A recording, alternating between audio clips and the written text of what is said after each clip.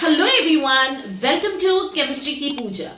आप देख रहे हैं 12th standard chemistry board practical mega series, जहां पे मैं each and every experiment detail में एक्सप्लेन कर रही हूँ। एक्सप्लेन करने के साथ में मैं आपको ये भी बताऊंगी कि आपको लिखना क्या है पेपर में, क्या क्या मार्किंग स्कीम है, कौन से पॉइंट के लिए कितने मार्क्स है। क्योंकि मैं खुद बोर्ड की एग्जामिनर हूं, तो मुझे एग्जैक्टली पता है बच्चों कि बोर्ड को क्या क्या चाहिए, क्या क्या इंपॉर्टेंट पॉइंट्स है जो आपको बोर्ड में 30 आउट ऑफ 30 स्कोर दिला सकते हैं। तो ये सारे के सारे वीडियोस में मैं आपको ये भी बताऊंगी कि वाइवा के क्या क्या एक्सपेक्टेड क्वेश्चंस है जो आपको पूछे जा सकते हैं। सो वीडियो सारे के सारे वीडियो एंड तक जरूर देखना and try to follow each and every point which I am going to share in this video. तो आइए बच्चों देखते हैं कि वॉल्यूमेट्रिक एनालिसिस में आपको क्या क्या पॉइंट्स याद रखना है, लिखना क्या क्या है, कैसे लॉग कैलकुलेशन करना है, everything I am going to explain you.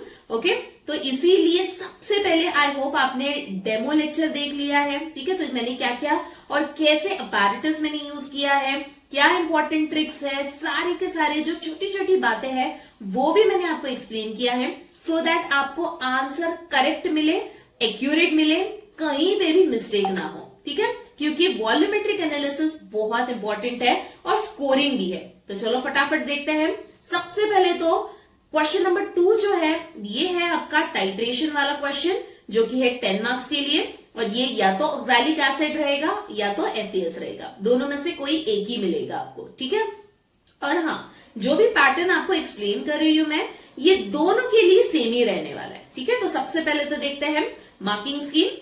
तो यहाँ पे सबसे first accurate weighing of oxalic acid और FAS। तो आपको जो वेइंग स्केल है, वेइंग मशीन जो आपके लैब में है, उसे यूज करके आपने करेक्टली वे किया है या नहीं, उसके लिए आपको मिलेगा 1 मार्क। अभी आप सोचोगे कि हमने क्या किया है, कैसे मैम को पता चलेगा। हमेशा याद रखो बच्चों, you all are continuous under observation. ठीक है, जो भी एक्सटर्नल मैम है या आपकी इंटरनल मैम है, ये आपको ऑब्जर्व करते रहेगी कि आप क्या कर रहे हो, कैसे परफॉर्म कर रहे हो। Right, so conduct of experiment भी बहुत इंपॉर्टेंट है। इसीलिए मैंने आपको एक्सप्लेन किया है कि सही तरीका होता क्या है अपैरेटस को यूज करना, क्योंकि अगर आपको पता है अपैरेटस कैसे यूज करना है तो डेफिनेटली पूरा एक्सपेरिमेंट स्मूथली आपको आ जाएगा। ठीक है, तो यहाँ पे हो गया 1 मार्क। फिर आता है preparation of standard solution of oxalic acid. तो यहाँ पे आपको ये जो प्रिपरेशन वाला पार्ट है बच्चों, ठीक है, तो यहाँ पे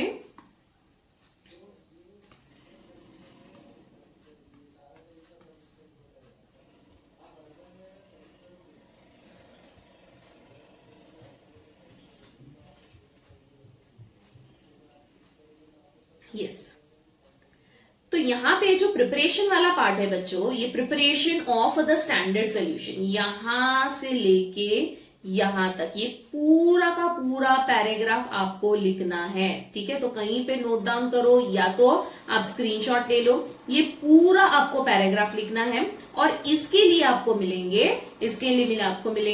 2 मार्क्स। ठीक है, और अगर आपने ये नहीं लिखा है, ठीक है, याद रखो आपने प्रिपेयर किया है स्टैंडर्ड सोल्यूशन, बट अगर पेपर में आपने ये वाला जो पैराग्राफ है, ये पैराग्राफ लिखा ही नहीं है, आपको 2 मार्क्स नहीं मिलेंगे। फिर आप आर्ग्यू मत करते बैठना कि मैम मैंने तो परफॉर्म किया है बट लिखा नहीं है, मार्क्स दे दो। नहीं, मैंने जैसे कि कहा पूरा एक्सपेरिमेंट पेपर वर्क पे ही होता है। आप जो परफॉर्म कर रहे हो उसी को आपको लिखना भी है बच्चों। ठीक है, तो ये यहां से लेके, फिर से रिपीट कर रही हूं मैं, preparation of standard solution of oxalic acid, ये मोलार मास से लेके यहां तक आपको लिखना है एंड इसके साथ में आपको प्रोसीजर भी लिखना है। ठीक है, तो इसके साथ में ये वाला पार्ट एंड देन ये भी लिखो कि आपने ये कैसे प्रिपेयर किया है। सो बेसिकली जो ए पार्ट है ये पूरा का पूरा यहां से लेके यहां तक आपको लिखना है और इसके लिए आपको मिलेंगे 2 मार्क्स। ठीक है, फिर आता है इसके बाद में the next one is observation. So observation में आपको क्या याद रखना है, कौन सा ऑब्जर्वेशन की बात कर रही हूं, ये वाला पार्ट, ये पूरा कंप्लीट करने के लिए, फिल करने के लिए आपको मिलेगा 2 मार्क्स। ओके, इसके बाद में आता है एक्यूरेसी ऑफ ब्यूरेट रीडिंग। अभी एक्यूरेसी ऑफ ब्यूरेट रीडिंग का मतलब क्या होता है वो भी एक्सप्लेन कर रही हूं। अगर आपको करेक्ट रीडिंग आया है, करेक्ट रीडिंग का मतलब आपकी जो मैम है, ठीक है, एक्सटर्नल मैम या इंटरनल मैम है, आपके एक्सपेरिमेंट करने से पहले उन लोगों ने एक्सपेरिमेंट किया रहेगा, राइट, एंड उनको जो आंसर्स आए हैं, जो वैल्यूज है, उसी को वो स्टैंडर्ड रीडिंग कंसिडर करेंगे, ठीक है। तो वो स्टैंडर्ड रीडिंग अगर फॉर एग्जाम्पल 10.4 है, ठीक है, लेट मी टेक, अगर मैं एक एग्जामिनर हूं, मैंने ब्यूरेट रीडिंग निकाला है और प्रॉपरली मैंने लिखा है, ठीक है, तो मुझे कितना आया है 10.4, तो वो मेरा रहेगा उस दिन का स्टैंडर्ड रीडिंग, ठीक है, क्योंकि एवरीडे रीडिंग चेंज होती रहेंगी बच्चों, तो इसीलिए मैनिपुलेट मत करो कि प्रीवियस डे में या मेरे फ्रेंड को ये रीडिंग आया था तो मुझे भी ये रीडिंग आएगा, नहीं, do not try to manipulate. जो आपको वैल्यूज आए हैं उसी को आप लिखो, एंड बहुत सिंपल है, जो भी मैं आपको टिप्स बता रही हूं उसे आपको सिर्फ फॉलो करना है, ठीक है। तो आइए अभी फिर से देखते हैं। अगर मुझे 10.4 आया है और आपको भी रीडिंग 10.4 आई है, तो आपको फुल मार्क्स मिलेंगे ये वाले पार्ट के लिए, जो कि है 3 मार्क्स, ठीक है। अभी ये प्लस एंड माइनस 2 होता क्या है, 0.2 होता क्या है, इसका मतलब अगर आपको, ठीक है, ये 4 की जगह पे अगर मैंने प्लस 0.2 किया, मतलब अगर आपको आता है 10.6, ठीक है, मतलब ये 2 का डिफरेंस आ गया, या तो -2, मतलब आपको आता है 10.2 रीडिंग, राइट, कौन सी रीडिंग की बात कर रही हूं, सीबीआर की बात कर रही हूं, ठीक है। अगर आपको 0.6, 10.6 या 10.2, मतलब प्लस एंड -2 आ गया, तो भी आपको 3 मार्क्स मिल जाएंगे, राइट। अगर बच्चों आपको प्लस एंड -3, मतलब ये 4 में से मैंने 3 निकाल दिया, राइट, तो मुझे सपोज यहाँ पे 10.1 आ रहा है और यहाँ पे मैंने 3 ऐड कर दिया तो 10.7।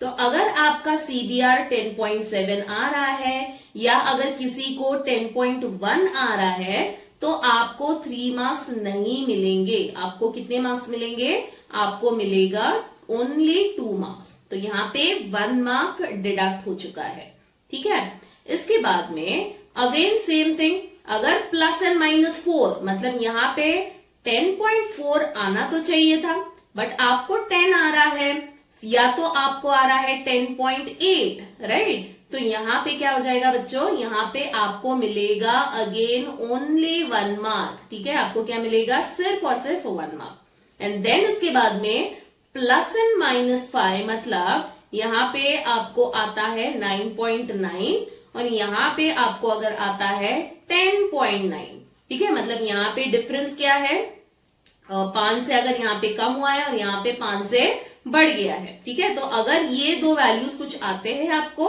तो आपको मिलेगा 0, ओके, सो आपको मार्क्स नहीं मिलेंगे। तो इसीलिए मैं कह रही हूं, जो भी मैंने इंस्ट्रक्शंस दिया है, जो भी टिप्स मैंने शेयर किया, उसे अच्छे से आप समझो, पहले वीडियो को अच्छे से आप देखो, समझो और try to follow that during your board practicals. तो आपको करेक्टली एक्यूरेट रीडिंग आएंगे एंड आपके फुल मार्क्स, ये 3 मार्क्स आपके फुल हो जाएंगे, ठीक है। तो ये हो गया ब्यूरेट रीडिंग का कंसेप्ट, तो इसके लिए होता है 3 मार्क्स। फिर आती है बारी कैलकुलेशन। कैलकुलेशन बहुत सारे बच्चों को मैंने अभी भी देखा है, बोर्ड्स में या आप रेगुलर प्रैक्टिकल्स में भी आप करते हो, कैलकुलेशन आपको नहीं आता है। और याद रखो कि लॉग कैलकुलेशन आपको करना है बच्चों, ठीक है। तो इसीलिए आपको टेंशन नहीं लेना है, डू नॉट स्ट्रेस योरसेल्फ। इस वीडियो में मैं आपको एक्सप्लेन करूंगी कि लॉग से आपको कैसे कैलकुलेट करना है, एंड देन इसके लिए होगा 1 मार्क, फिर रिजल्ट के लिए होगा 1 मार्क। तो इस तरीके से 10 मार्क्स डिवाइड किया गया है, डिस्ट्रीब्यूट किया है मार्क्स, ओके। तो ऐसा नहीं कि मैंने रिजल्ट लिख दिया बस मुझे 10 मार्क्स मिलेगा, नो, ओके। आपको ये पूरा का पूरा कंसेप्ट या पूरा का पूरा मार्किंग स्कीम समझना है, तब जाके आपको फुल मार्क्स मिलेंगे। चलो फटाफट अभी देखते हैं कि आपको सॉल्व कैसे करना है या क्या क्या पॉइंट्स लिखना है। सबसे पहले तो मैंने बता दिया कि कौन सा पैराग्राफ लिखना है आपको, राइट, प्रिपरेशन के लिए। फिर आती है बारी ऑब्जर्वेशन के लिए। ऑक्सैलिक एसिड है तो आपको ये पूरा का पूरा ऑब्जर्वेशन एज इट इज लिखना है, इसमें कुछ चेंजेस करने की जरूरत नहीं है। Quickly you can take a screenshot of this, ठीक है। इसके बाद में आपको क्या करना है, ऑब्जर्वेशन टेबल। ऑब्जर्वेशन टेबल में फर्स्ट रीडिंग जो भी आया है उसे आप लिखोगे, ठीक है। फिर सेकेंड रीडिंग लिखोगे, फिर थर्ड रीडिंग लिखोगे। याद रखो बच्चों, हमेशा minimum 2 readings it should be same. अगर सेम नहीं आ रहा है तो यू कीप ऑन डूइंग, तब तक करते रहो जब तक आपको 2 सेम रीडिंग ना मिले। अगर तीनों की तीनों सेम मिल रहा है तो वेरी गुड, ओके, तो आपका सीबीआर तो सेम ही रहेगा, राइट। अगेन यहाँ पे बहुत सारे बच्चों को ये पता ही नहीं है कि सीबीआर होता क्या है। सीबीआर का मतलब होता है कांस्टेंट ब्यूरेट रीडिंग। कहीं पे तो स्टार मार्क करके रखो या तो बोल्ड में लिख के रखो या कुछ भी करके रखो, बट ये याद रखो बच्चों, क्योंकि ये श्योर शॉर्ट क्वेश्चन है वाइवा में, टीचर्स का फेवरेट क्वेश्चन है और ये क्वेश्चन पूछा ही जाता है कि सीबीआर का मतलब क्या है। तो सीबीआर का आंसर क्या होता है, it is constant burette reading. और इसे आपको कैसे फाइंड आउट करना है, जो 2 रीडिंग्स सेम है उसी को आपको लिखना है। मैंने एवरी ईयर मैंने देखा है बच्चों, every year most of the papers में यहाँ पे ये ऐड करते हैं, फिर एवरेज निकालते हैं या मीन निकालते हैं। ऐसा कुछ नहीं करना है आपको, ठीक है, ऐसा कुछ नहीं करना है। सिर्फ और सिर्फ देखना क्या है, कौन से 2 रीडिंग सेम है, ठीक है। यहाँ पे 9.5 2 बार आया है तो मैं यहाँ पे लिख दूंगी 9.5। अगर 9.6 2 बार आता तो मैं लिख देती 9.6। 3 बार आ रहा है तो 3 उसे आपको वही लिखना है सीबीआर, राइट। एंड देन यहाँ पे आपको करना क्या है, जो भी फाइनल में लिख रहे हो उसी को आपको डिफरेंस में लिखना है। ये भी बच्चे भूल जाते हैं या आके पूछते हैं कि मैम यहाँ पे क्या लिखना है, यहाँ पे क्या लिखना है, या तो वहां पे ब्लैंक छोड़ देते हैं, ठीक है। तो कंसेप्ट सिंपल है, फाइनल माइनस इनिशियल, मतलब 9.5 माइनस 0.0 करोगे तो आपको आंसर क्या मिलने वाला है, 9.5 ही मिलेगा, राइट। तो सिंपल कंसेप्ट है, जो फाइनल में लिखा है उसी को इनिशियल में लिखो।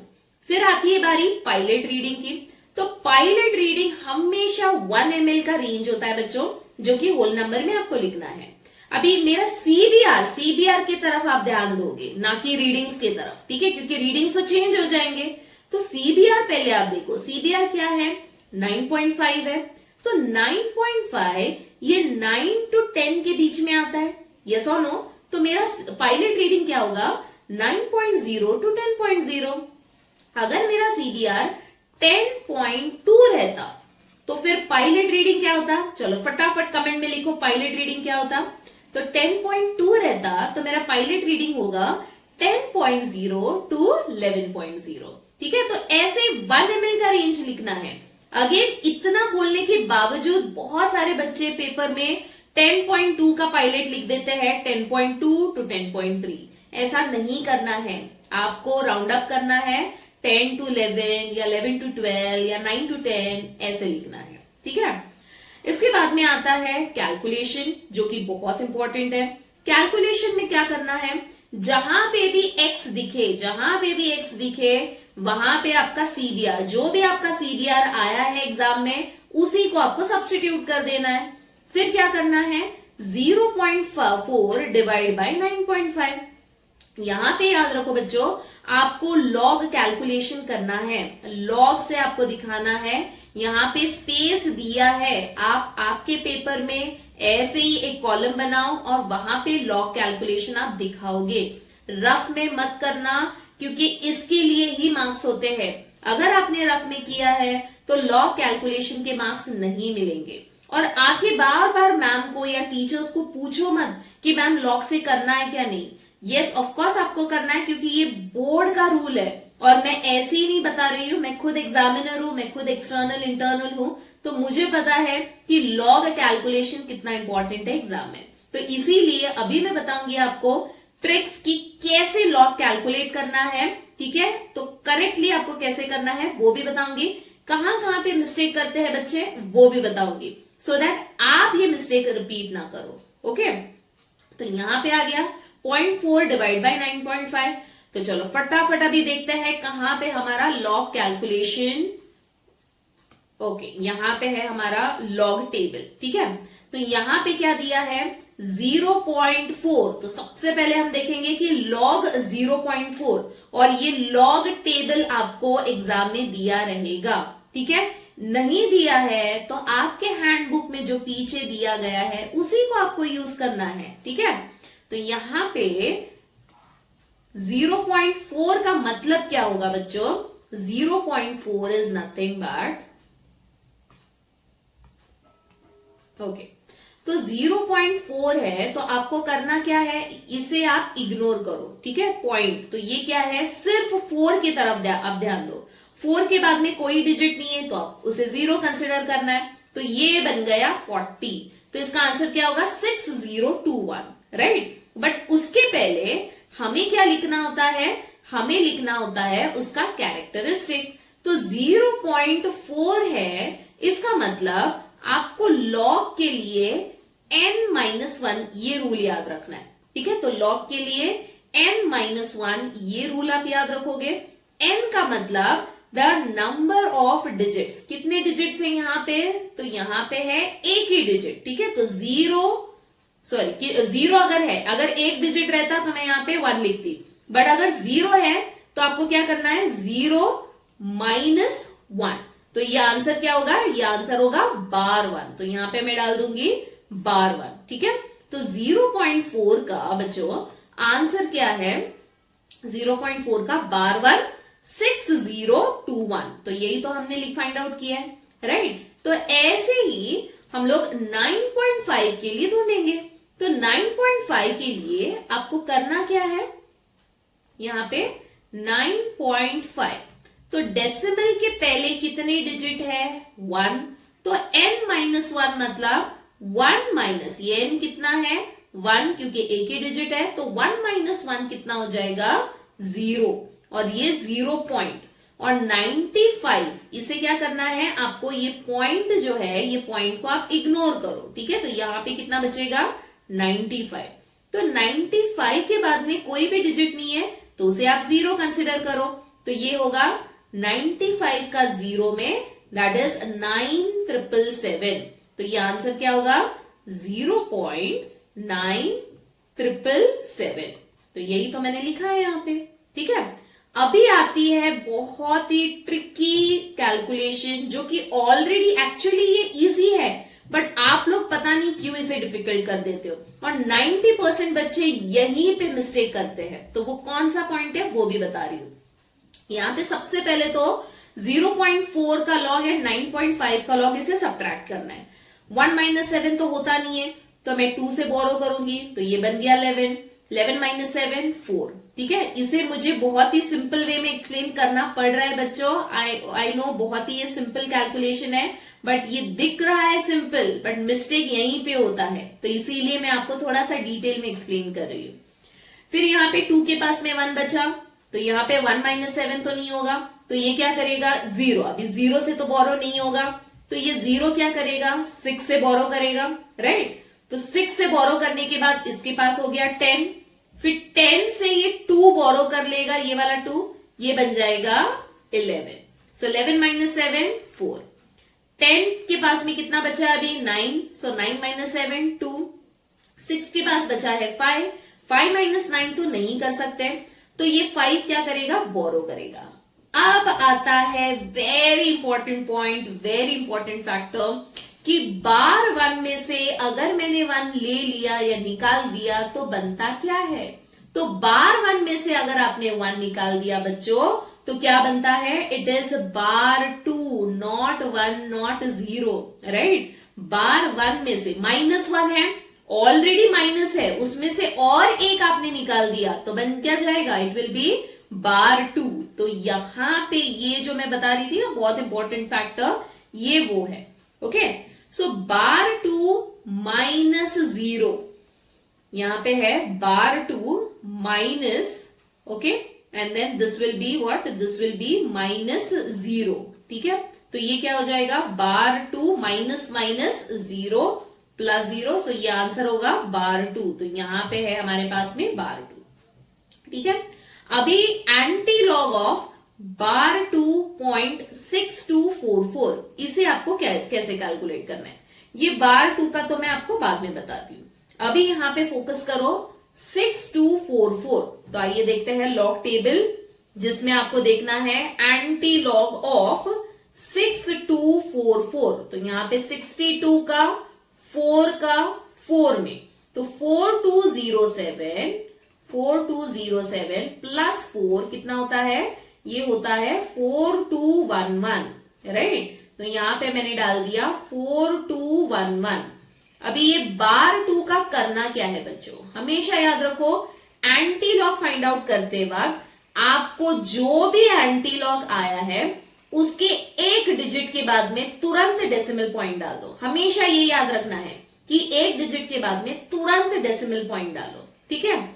उसके बाद में जो भी यहां पे पॉइंट के पहले, ओके, बिफोर दिस पॉइंट जो भी वैल्यू है, जैसे बार 2 है, बार 1 है, ठीक है, उसको आपको क्या करना है 10 टू द पावर में डाल देना है। तो बार 2 है तो बार 2 10⁻², ऐसे करना है, ठीक है।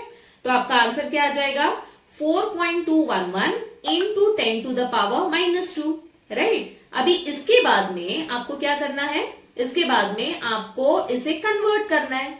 तो ये 4.211 इंटू 10 टू द पावर -2, इसे आप ऐसे रखो, या तो आपको कन्वर्ट करना है तो कैसे कन्वर्ट करोगे, -2 है तो आपको लेफ्ट साइड में पॉइंट को शिफ्ट करना है। तो कैसे आएगा, ये हो गया 1 और ये हो गया 2, ओके, मतलब यहां पे आ गया 0 और यहां पे आ जाएगा पॉइंट। तो यहां पे 2 डिजिट आपको लेफ्ट साइड में शिफ्ट करना है, ठीक है, तब जाके आपको आंसर मिलेगा 0.04211। और एक ट्रिक और एक रूल, इंपॉर्टेंट रूल याद रखो बच्चों, पॉइंट के बाद में, ठीक है, पॉइंट के बाद में अगेन रूल क्या है, 4 डिजिट आपको लिखना है। पॉइंट के बाद में 4 डिजिट आपको मेंशन करना है, कैलकुलेट करके लिखना है। अब मैंने बहुत बार देखा है 0.04 ऐसे लिख देते हैं बच्चे, नहीं, इसके बाद में 3rd digit, 4th digit, 4 digit तक आपको लिखना है, ठीक है। तो ये छोटी छोटी चीजें हैं जो आपको बहुत इंपॉर्टेंट है बच्चे याद रखने के लिए, एंड इसी छोटी छोटी चीजों की वजह से ही आप बहुत अच्छे मार्क्स स्कोर कर सकते हो, या तो आपके मार्क्स डिडक्ट भी हो सकते हैं। सो ये की पॉइंट जो मैं आपको शेयर कर रही हूं, जो कोई और वीडियो में शेयर नहीं किया है बच्चों, पूरा का पूरा वीडियो मैंने पूरा detailed specially for board students मैंने बनाया है। तो वीडियो एंड तक जरूर देखो and please try to follow all the instructions, ठीक है। अभी आगे देखते हैं, ये तो मैंने आंसर लिख दिया बच्चों। इसके बाद में आता है very important point, that is viva के क्या क्या क्वेश्चंस हो सकते हैं, ठीक है, क्योंकि बहुत सारे बच्चों ने मुझे मैसेज किया है कि मैम वाइवा के क्वेश्चंस क्या हो सकते हैं, इंपॉर्टेंट टिप्स बताओ, ठीक है। तो वो अभी बता रही हूं। सबसे पहला तो बहुत कॉमन, बहुत इंपॉर्टेंट क्वेश्चन वाइवा के लिए है। सबसे फर्स्ट क्वेश्चन कि इसमें इंडिकेटर क्या यूज होता है, ठीक है, तो वो भी लिख रही हूं मैं यहां पे। तो वाइवा क्वेश्चंस, सबसे पहले तो quickly you can note it down. First one is, या तो स्टार्ट करते हैं, सबसे पहला तो एम पूछा जाता है, वेरी इंपॉर्टेंट। तो एम तो आपको पता होना ही चाहिए कोई भी एक्सपेरिमेंट का, ठीक है। दूसरा होता है, इसमें आपको पूछा जाएगा कि ऑक्सैलिक एसिड जो है, ठीक है, ऑक्सैलिक एसिड का मोलार मास कितना है, ठीक है। तो आपको ऑक्सैलिक एसिड का मोलार मास पता होना चाहिए। तो ऑक्सैलिक एसिड अगर मैं देखने जाऊं हाइड्रेटेड 2H2O, तो ये होता है 126, और सिर्फ ऑक्सैलिक है जो कि है H2C2O4, इसका होता है 90, ठीक है। फिर आता है इंपॉर्टेंट डेफिनेशन जो कि है मोलैरिटी, और मोलैरिटी का क्या होता है डेफिनेशन या formula, number of moles of solute, okay, number of moles of solute upon volume of solution in litre या तो DMQ। वेरी इंपॉर्टेंट, 101% ये क्वेश्चन वाइवा में पूछे जाते हैं, ठीक है। तो मोलैरिटी पूछा जा सकता है। फिर आता है द नेक्स्ट वन कि इंडिकेटर हम क्या यूज करते हैं। तो क्या यूज करते हैं इंडिकेटर बच्चों? हम यूज करते हैं KMnO4 जो कि होता है सेल्फ इंडिकेटर। ठीक है, तो आपको आंसर क्या करना है? KMnO4। Why? Because it is a self indicator. ठीक है, फिर आता है द नेक्स्ट वन कि एंड पॉइंट क्या है। अभी इसी में बहुत सारे बच्चे ब्लैंक हो जाते हैं, क्योंकि मैंने खुद ने ये क्वेश्चंस पूछा है, तो यहाँ पे बच्चे ब्लैंक हो जाते हैं कि एंड पॉइंट अभी ये कहां से आ गया। तो एंड पॉइंट होता है कलरलेस टू फेंट पिंक या लाइट पिंक, उसी को मैं कहूंगी एंड पॉइंट। ठीक है, तो यहाँ पे आपको क्या आंसर करना है बच्चों? The end point is colourless to light pink या तो फेंट पिंक, दोनों में से कोई भी आंसर करो, दोनों करेक्ट है।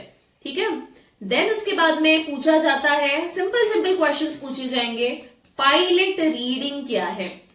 अभी मेरे एक्सपेरिमेंट में, ये वाले एक्सपेरिमेंट में हमारा पायलट रीडिंग क्या था? 9.0 टू 10.0। तो वो आंसर करना है आपको। ठीक है, या तो आपको डेफिनेशन पूछा जा सकता है, तो आप बताओ कि it is what, it is 1 ml का रेंज। ओके, एंड देन उसके बाद में पूछा जा सकता है CBR का फुल फॉर्म क्या है। तो CBR is what? It is constant burette reading, very important. And then कैसे आया? अगर मैम ने पूछा आपको या सर ने आपको पूछा, तो आपको आंसर क्या करना है? जो दो सेम रीडिंग्स है उसी को हम कहते हैं कांस्टेंट ब्यूरेट रीडिंग, राइट। तो ये सारे के सारे बहुत सिंपल से क्वेश्चंस है बच्चों, बट स्टिल आपको अगर कंफ्यूजन हो रहा है, क्विकली टेक अ स्क्रीनशॉट। ठीक है, फटाफट आपको स्क्रीनशॉट लेना है, एंड देन आंसर्स भी मैंने मेंशन किए हैं, ट्राई टू प्रैक्टिस दिस।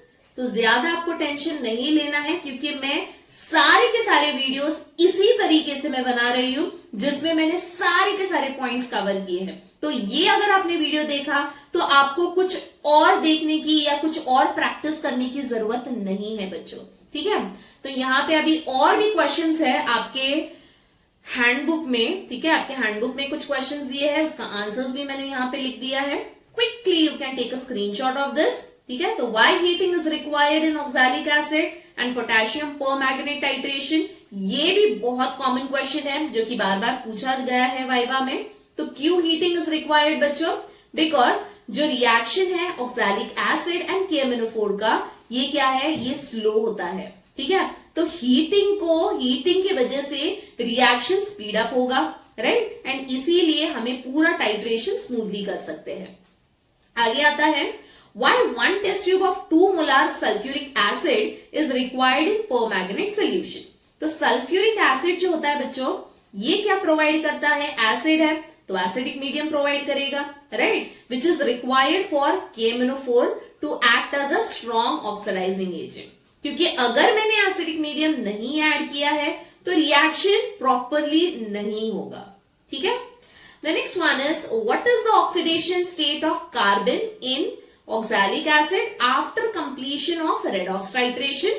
तो यहाँ पे आपको आंसर याद रखना है, इट इज +4। ओके, फिर आता है again very important, why primary standard substances are used to make a standard solution.